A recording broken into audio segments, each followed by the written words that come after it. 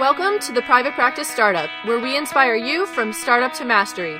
We chat with entrepreneurs, experts in the mental health and business arenas, and successful private practitioners to give you the tools needed to make your dream practice a reality. Visit theprivatepracticestartup.com for awesome resources, free trainings, and so much more. Here are your hosts, Dr. Kate Campbell and Katie Lemieux. What's up, Startup Nation? Welcome back to another episode. It's actually just Dr. Kate Campbell here today. My sidekick, Katie Lemieux, is not here, but we do have Maritza Barrera with us. Hey, Maritza. Hey. Glad to have you here. And thank you so much for the reschedule because I was sick as a dog a couple weeks ago when we had this podcast scheduled. My son had given me strep throat. He had strep throat on his 4th birthday, poor little guy. And then he shared the love with me and it knocked me out for like a good 4 days. I was out for the count. There was no way I was podcasting. And of course, it was on a day where we had batched 4 podcasts back to back. So that's one of the wonderful things about having an amazing business partner is because we have each other's backs. And I know you guys are hearing some solo episodes with Katie, and now it will be a solo episode with myself and Maritza. We're going to be talking about using authenticity as a tool to grow your practice. But before we get started, I have a couple of announcements that I wanted to make. If you didn't already listen to last episode, we talked to Jenny Schottmeyer about the 10 mistakes private practice owners make with taxes and how to avoid them. And I wanted to give a quick shout out for anybody that might be a first-time listener. Welcome to Startup Nation. You are officially a part of our tribe. And if you're listening again, welcome back. We have a gift for you. We have our attorney-approved private practice paperwork HIPAA form for free. If you're in private practice, you've got to have paperwork. You want to make sure that you're legally and ethically protected. And so with that, you want to make sure that you have paperwork that's up to par. So go ahead, head over to our resources tab, look for the HIPAA form download your free form so you can experience the quality of our paperwork and start protecting yourself today. So let's go ahead and dive into today's topic. We're talking again about using authenticity as a tool to grow your practice. Thank you for being here, Maritza. Of course. Thanks for having me. I'm super excited. Yes, we're excited to have you here. What inspired you to want to talk about this topic today? If we're honest, I think I had joined your Facebook group very shortly before I answered the question of what podcast topic would everybody like to hear. So I just typed something in. And what was kind of, to give you a little background, what was going on with me at the time is I had recently left yet another agency job. And I was restarting a private practice again. I had a private practice for 4 years through the pregnancy of both my girls. And I had gotten to a point where it felt really stagnant for me. And it just wasn't really filling my cup up anymore. You know, it just wasn't. And I was just kind of like, is this really right for me? And I wanted something to change. And I'm a person who loves novelty and newness. So to shake things up, I actually got a job as a supervisor at an agency. And I really enjoyed it. I really loved it. I loved being in that role of supervisor. And it really propelled me to become a qualified supervisor, which I am now. And so I had changed things on purpose. And what was happening is my practice, it was part-time on purpose because my girls were very little. And full disclosure, they're 20 months apart. So I'm really embracing the hot mess mom archetype right now. I'm fully embodying it. I'm rolling with it because it's like, where are my keys? I don't know. Maybe the baby's chewing them. I'm not sure. And so that's kind of how my life was. And it was like full-time mom and like part-time private practice. And I was just really spread too thin, even though I really wasn't working very much. So I need to shake things up. I got back into an agency, and as I was there, it was kind of some of the same things were coming up for me that had come up for me before, the times where it would sort of like ping on my own personal ethics, not sort of our licensing board ethics, but my personal ethics would go, I don't like that, or I don't like that, but I'm being told to implement something that I don't really believe in. Again, nothing sort of heinous or outlandish, but just, I'm not in agreement with maybe what's being sent down the line. And there's really little I can do to challenge that and really make change in a sustainable way that I would want to do. So I decided to branch out on my own again and do that. And so now I'm in the whole rebuilding process. And I've come out into this with a very, very different aim and purpose than I had the first time. The purpose the first time is I was escaping from a job, an agency job.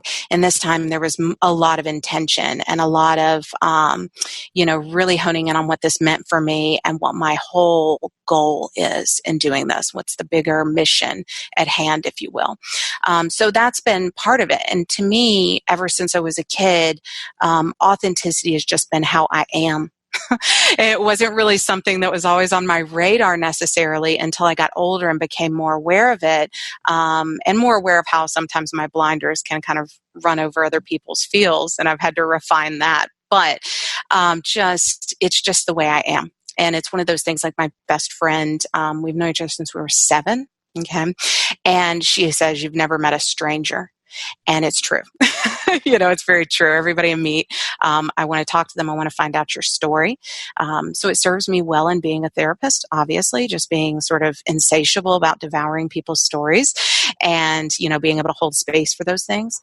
But also it's something that I think that I do well and that I want to share with other people so they can do well, because I see people who struggle staying in authenticity. Mm-hmm. Yes, there are so many clinicians who really struggle with finding like who they are and how to express themselves in the world. And they're taught these messages in grad school to not self-disclose, to not show too much of the personality. And it can fuel a lot of like perfectionism or thinking like they have to be in a box and, have to perform in a certain way in order to fit that mold. So in your perspective, what are the biggest challenges that clinicians face in terms of finding out how to be authentic? Well, I think, and part of it, I think, is what I'm really kind of hoping to bring here, which is like actual tangible, digestible things that you can try to see if this will kind of propel you in defining your own sort of authentic self. Because when we look at authenticity, I think it's defined. I looked up, I was like, what is the definition? What's the actual, like, if I Google it, what's it going to say to me about authenticity? And it said, true to one's own personality, spirit, or character. And so that sounds pretty good and it sounds really simple, but then when you try to do it, you get so lost. You can get so lost in all the things because we are so multifaceted as people. And so who you are is not one thing, it's so many things. And so who you are as you at home and who you are as a therapist are going to have some slightly different flavorings. I'm sure that you don't sit on your couch dressed the way you would sit when you're sitting in your therapist chair. You change a little, you get professionaled up, but it doesn't mean it's less of who you are. There's all these parts of yourself. So I think people get a little confused about which parts to honor where and when to, just really give certain parts more umbrage to have them show up more or show up a little bit less because they're not as needed, but honoring that all those things are parts of you and parts of your season and your changes.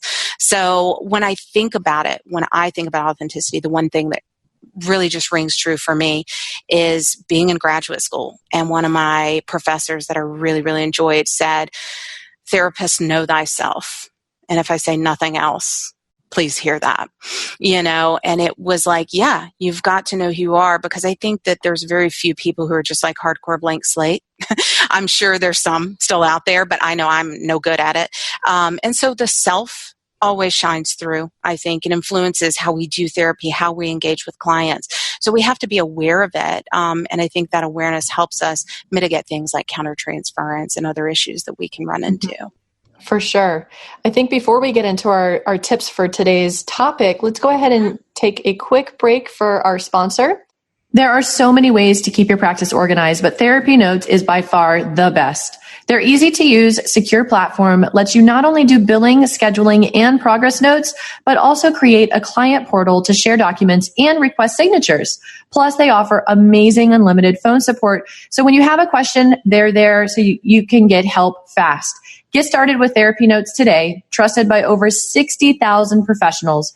Go to therapynotes.com and enter promo code PPS, as in Private Practice Startup, and you'll get 2 months for free. Also, you can listen to episode 54, where we interviewed Brad Pleiner and took an in-depth view into their EHR. Are you feeling stuck, overwhelmed, and frustrated, not knowing where to start or how to grow and scale your private practice? You've spent years in school and a ton of money getting your degree, but you weren't taught the necessary branding, marketing, and entrepreneurial skills needed to be successful in private practice. We get it. We've been there. We're Kate and Katie from the Private Practice Startup. We've spent a crazy amount of money and over a decade learning and perfecting a proven marketing strategy that works. Let us teach you the step-by-step proven system to help you fill your practice with the clients you love and live the life you've always dreamed of. Visit privatepracticestartup.com. Look for the e-course tab to learn more and see the amazing results our coachees have been achieving. Okay, Maritza, I love this topic. It's so important and one that I know Startup Nation is going to love. So what tips do you have for us about how to really embrace the authenticity while building your practice? Sure. I was kind of thinking, as I was thinking about that, like how can I kind of give people some takeaway, some things that they can actually do, that they can sink their teeth into to try and start to walk that path toward getting closer to aligning with their authentic self. And the thing I thought of is first, really define your purpose. So if you're going into private practice, you're starting it, or you're just adding something, or you've been in there for years and there's something you want to change up, you need something new and fresh. Look at defining your purpose. So what are the things that you do really, really well?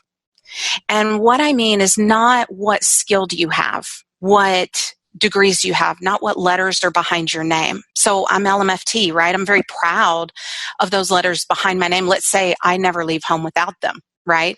I'm very proud of being an MFT. There's not as many of us. I think it's a cool thing. But there's so much more to me than that. So I have to kind of say to myself, before all the skills, before all the learning, before all the books, what did I just naturally do that brought me here? And when I was thinking about that for myself, the thing that came up was, like I had mentioned, my best friend. You've never met a stranger. And then I heard my first supervisor when I was a student intern, and she said to me, she observed just one session. Like one session she sat in, and after that we had a supervision session. She said to me, Maritza, you build rapport faster than anybody I've ever seen. And she had been doing this for quite a long time. So I took that as quite a bit of compliment, and my inner critic took it as, I don't know, maybe she's just giving me fluff. And so over the years, I've realized that's really true. And part of it could be because I'm from Nashville. It's supposedly the friendliest city ever, and there could be some truth to that. But when I looked at it, it's just that not only do I really enjoy talking to people, but people tell me their stories. So I'll be at the grocery store and the bagger just starts telling me about their stuff. You know, I've always been one of those people. And so what I thought is I can find a point of connection with pretty much anybody. And it's not that I'm super well traveled or cultured or anything like that. I haven't had anything that really developed that. That's just kind of who I am. You know, I just like connecting with people in a really authentic way. I want to learn about who people are. I'm just inherently interested in that. So, of course, becoming a therapist, getting into psychology was very natural. I've developed skills. If I market just my skills, people aren't getting the self of the therapist coming through. And most people don't really care. They don't really care about all of that stuff. They want to know who they're sitting with and who they're giving their story to, who they're handing that over to. And so I need some of that to come through. I can't be so blank, so vacant that they can't connect. Because for me... Sorry, go ahead. Yeah, go ahead. No, please interrupt. I love it. This is so good what you're saying about really knowing who you are as a person and what your strengths are and how you connect with people. Because when you know that, you know your personality and you know how unique you are and the unique expressions, the way that you come across, you're able to attract the type of clients that you're going to be the best fit with and best called to serve. And that's where you're going to do your best work and you're going to feel like you're in alignment with who you're attracting. So that first step, I couldn't agree with you more, is so important about getting clear on who you are and the self of the therapist work. I just love everything that you're saying. Yeah. So then I look at, so I'm finding out who I am by really defining that purpose. Why do I want to go into private practice? What is this about? What am I trying to do? What do I want to accomplish? And not what do I want to accomplish for the client? So that was a mistake I made the first time, and I still find myself making it. This is a default that I want to go to fulfilling the need. And it's not even the need. It's an anticipated need. It's what I think someone else might want. And that becomes so far from who I am because I'm guessing. I'm guessing. And that guesswork is so ambiguous that you can fall flat on it. And I saw myself do that before. And so instead I'm saying, what do I want? What do I want my office to look like? What kind of chair do I like? What kind of wall art do I like? Because if I like it, I'm comfortable and I'm showing up really well for you because I'm in my zone. I'm in my setting. I'm in my environment and everything around me is reflecting who I am to me. And it grounds me in the essence and the core of who I am, which is somebody who builds really good rapport, somebody who is very interested in just being with other people, showing up for people, and it'll just keep me showing up. Mm-hmm. So why would I not have the things around me that I love? Why would I not surround myself with the things that feel very true to me? Why would I set up my office for a client I haven't yet met? Mm-hmm. It doesn't make any sense. Mm-hmm. But the clients that come, I find so much similarity between them and I, like so many points of connection where I can just have such deep and profound empathy for them in a way because I've just naturally attracted those people who need what I have to give. Yeah. And the same on this end, because I do think I learn from my clients all the time, but we can make a whole podcast just on that. There's a reciprocal benefit for sure. Yes. And we gain a lot from the work that we do with clients. I love how you're talking about this of just being true to who you are and showing up in the way that feels most in alignment with the things that you love so that you can be your best self, you can do your best work, you can feel like you're in the zone, and then you're attracting people who really want to be in that zone with you. Yeah. And there's this alignment, with the types of people that you're seeing and energetically and just how you're connecting with them. And it becomes this reciprocal feedback loop of just really awesome connection. Yes, exactly. And the thing that I think is also remembering who you are. Mm-hmm. And I know sometimes we say stay in the moment. Of course, that's all great. But also giving a little bit of umbrage to your past. So kind of uncovering all the skill, uncovering all the techniques, uncovering the trainings, and looking beneath that at the foundation. What was the foundation of all of this? Where did this originate for me? And that was really my journey when I created my practice and my practice name this time, which is Pure Empathy. Because I came to the conclusion that I build rapport well. And I thought, what is rapport really? And I thought, when I have rapport, it's because I have empathy. Because I'm really in a moment of empathy with that person. I'm really in that connection with them and really into their story, and sort of myself gets somewhat suspended in that moment. And there's a connection there. There's a moment. And so I thought, that's what I'm good at. I'm good at holding empathy for people, and just, being able to do that. I love that name, and it really describes the essence of who you are. And it is so important to focus on getting clear on that really solid foundation for your brand first. Yes. And then moving forward. So many people just jump right into private practice. I've been there. I did it. It sounds like you did it the first time. You ran from agency straight into private practice without I had no idea what I was doing.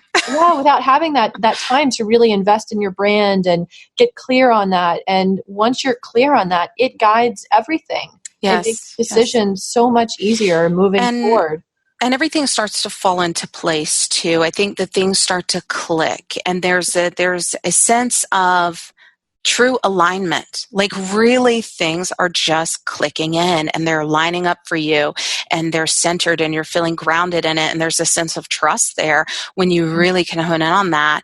Because maybe a good example would be, as I'm developing, and I had told you earlier that my website is in progress. Mm-hmm. And part of my thing is I like to just have it done yesterday. That's who I am.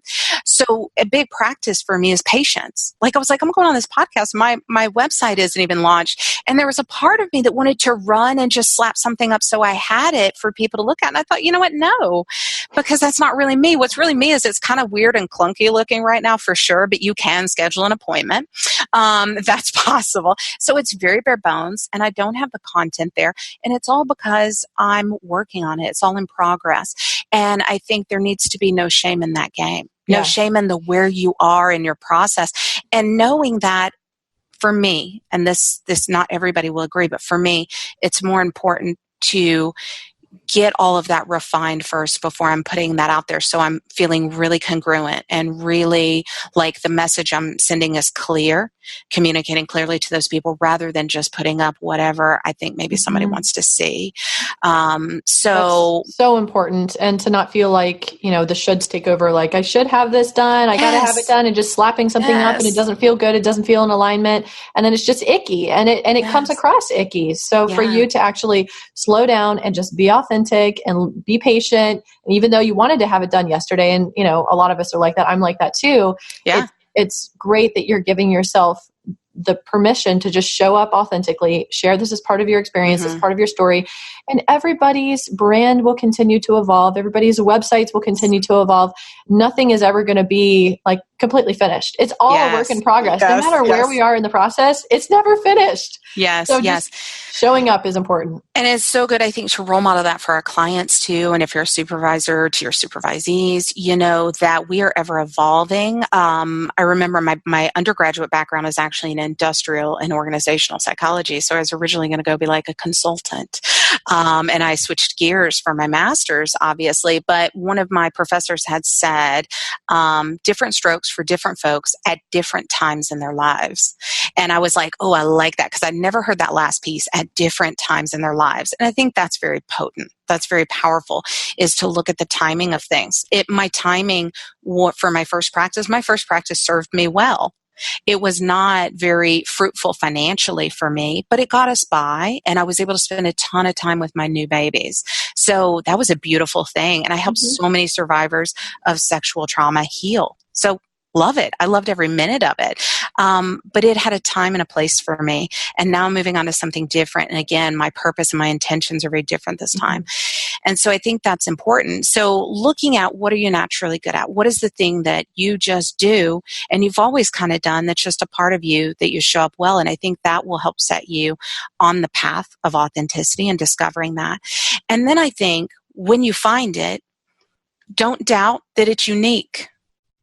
Because I think as therapists, we're helpers, and we want to help others, and we can have a little bit of challenge, I think, often with self-care and pouring back into ourselves and, putting limits on things like that. And I think we have to say to ourselves, what are we good at? And that is unique. It's not that there's no one on the planet who's good at building rapport. Lots of people are good at building rapport, and probably a big portion of therapists have this natural talent too, but it doesn't diminish that I have it. It doesn't take from me that someone else also shares this gift, because that person might be doing totally different work than I'm doing, but we still share this gift of building rapport. So whatever your natural talent is, there's probably others of you, but you're still fewer and far between. So share it. Don't be afraid. Don't let self-doubt get you. So when you figure out what that is on your path and you go, that's the thing I'm good with, share it. Just start sharing it in any way you can.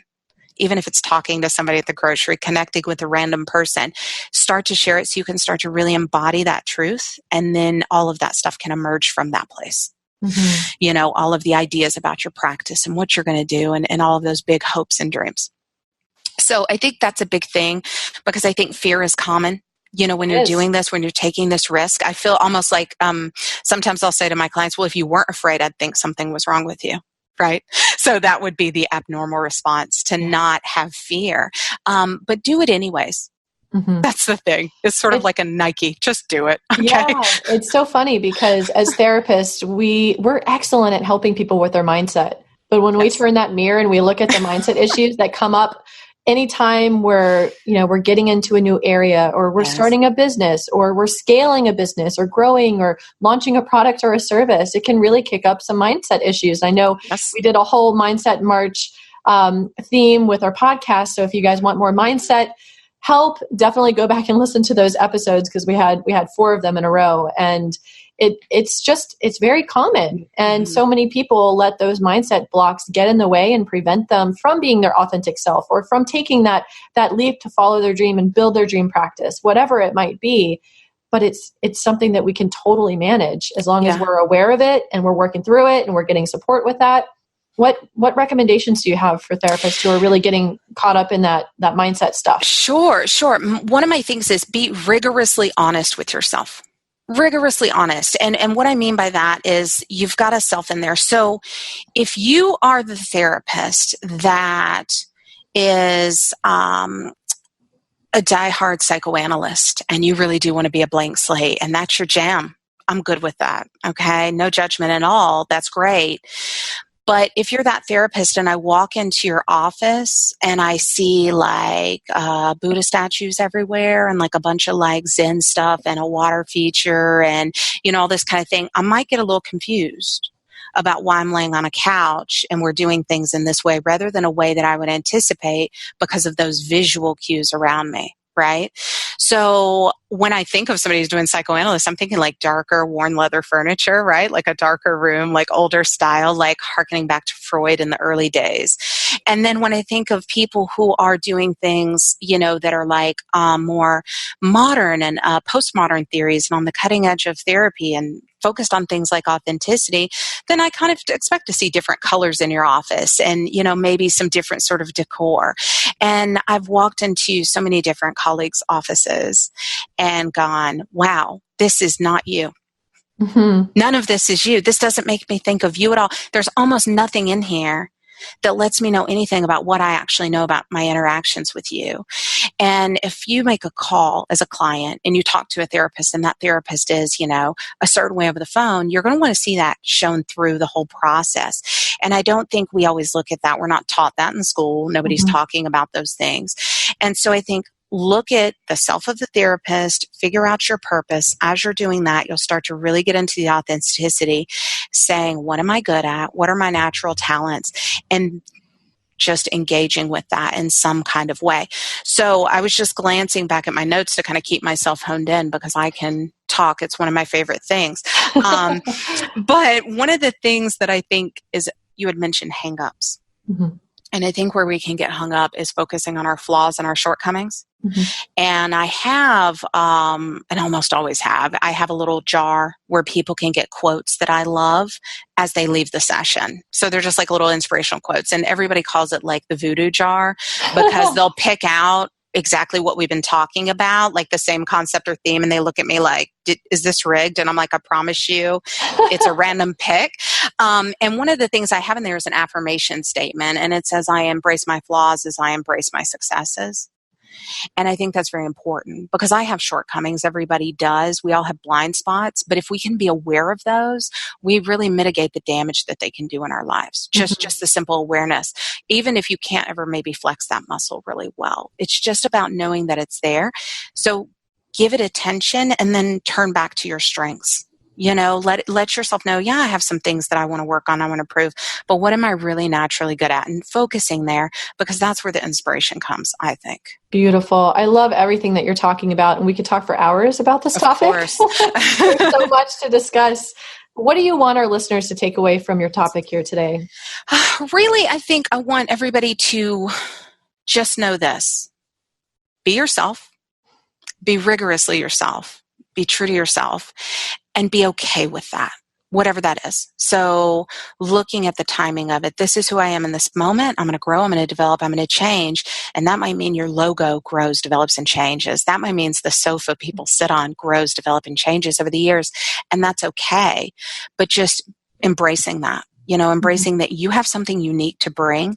And one of the things that I had shifted my mindset around, which I think for me really clicked some stuff into place and I think might be helpful for people, is if they don't know I'm here, I can't help them. And so I had to get out of the mindset that marketing myself was yucky. Mm-hmm. And I had to say, there are people who need me and I've got to stop getting into self-pity and I've got to start showing up for them because I do bring something unique. And even on my worst day, I'm very pure of intention and I do want to help people. So I needed to do that. And I had to change my mindset around how I marketed myself because inherently as a therapist, you are marketing some of yourself. You can have a brand and a logo, but it's you that they sit with. So they want to see that.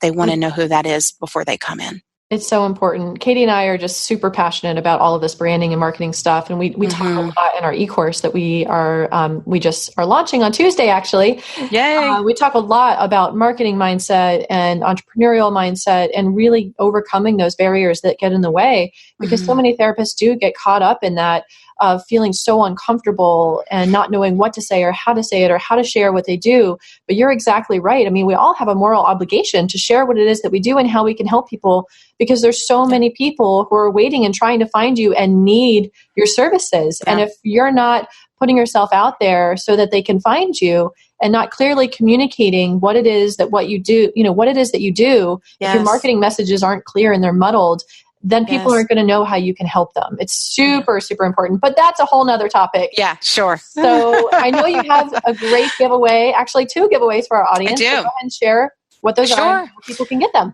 Yeah, so actually you can just email me. So my email is my initials and my credentials, mbLMFT@pureempathyllc.com. So feel free to email me there to request your freebie. And basically what I'm offering is I'm going to do audio recordings that are downloadable for people. I'm a certified hypnotherapist, clinical hypnotherapist, and I also do a lot of guided imagery and mindfulness work. So I'm going to do probably a recording from each of those, and people can choose what they would like. It'll be a brief one, but it'll be one you can kind of keep forever and ever and use as you need. The other thing that I'm going to be offering, it's sort of a briefer offering, but for the first 10 people that are interested, I'm going to be offering them a $50 30-minute phone call personality verification session. So it is deeply discounted, and this is something that I'm starting to launch as I have gotten into personality typology. And what I'll be doing in that is helping them really clarify their Myers-Briggs personality type and talking briefly with them about how they can use that to either build their practice or just improve their life in some way, whatever their choice is. And so I'm doing that on a discount for people. And like I said, it's a brief one, and it's just a clarifying their best fit type and maybe giving them a tip or two about how they can use that to propel themselves forward. Because as I've learned about it, personality type really helps us step into our authenticity, in my opinion, of course. But it's one of the tools that I've used to really figure out who I am and what I bring. Fantastic. Well, thank you for your generosity and offering those amazing giveaways and for this fabulous topic about authenticity. I should be ringing the cowbell right now, the authenticity cowbell, but it's on the other side of the room, and I'm not going to disconnect from all the tech stuff. So Thank you so much, Maritza, for being here today. We so appreciate your value of what you've offered. And thank you, Startup Nation, for listening to this episode, for being loyal listeners of our show. We're always trying to provide the best quality podcasts and topics to really meet your needs. So if there's a topic that you're wanting to hear, shoot us an email. Let us know. We love when we hear from you guys and we get emails or shout outs or reviews. It's something that inspires us to keep going, helps us to know that we're providing the content that you really need from us so that we can continue to inspire you from startup to mastery. So with that note, next week's podcast is actually with Noreen Vanderhoeven, and she talks about 5 things that you need to know in order to address suicide risk. So it's a very important topic, and we look forward to seeing you on the next show. If you're not already a part of our Startup Nation superhero tribe where we all hang out, join us in Facebook. We would love to connect with you there. Just go to Facebook and you can type in the Private Practice Startup Facebook group, and we'll approve you to join. And then make sure to check out our show notes page with the tips and resources and giveaways and all of the links from today's shows. Let's take just a moment for our superhero shout out, who is from Christina Fetchick. She says, "You guys are just awesome. The podcasts are helping me so much in my own private practice development. Keep it up, ladies. Keep it up, Christina. Thank you so much for the superhero shout out. Love, we appreciate that. And we encourage you guys to share this episode with any of your fellow friends or colleagues. Help get the word out about the ways that we can help inspire you guys from startup to mastery. So we hope you have an awesome, inspired day, and we look forward to seeing you on the next episode. Thanks for joining us on The Private Practice Startup. Visit theprivatepracticestartup.com for awesome resources, free trainings, attorney-approved private practice paperwork, and so much more.